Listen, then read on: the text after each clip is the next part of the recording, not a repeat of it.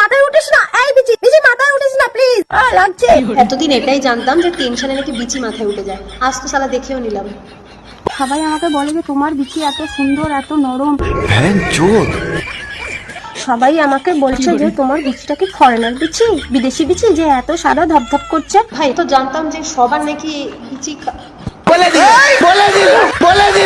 ইন্ডিয়াতে কি এরকম সাদা ধপধপে বিচি পাওয়া যায় না?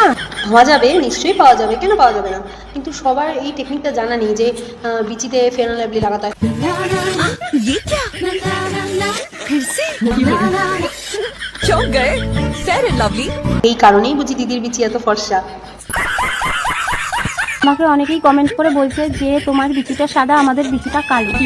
আমি তাদেরকে একটা কথা বলতে চাই যে বিচি সাদা হোক আর কালো হোক সেটা কোনো ব্যাপার না, কালার ডাজ নট ম্যাটার।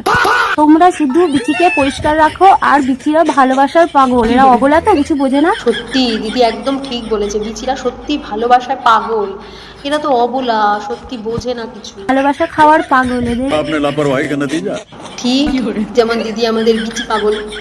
এ দুনিয়ায় ফুটবল লাভার হয়, ক্রিকেট লাভার হয়, মিউজিক লাভার হয়, না জানি আরো কত কি লাভার, দিদি আমাদের বিচি লাভার।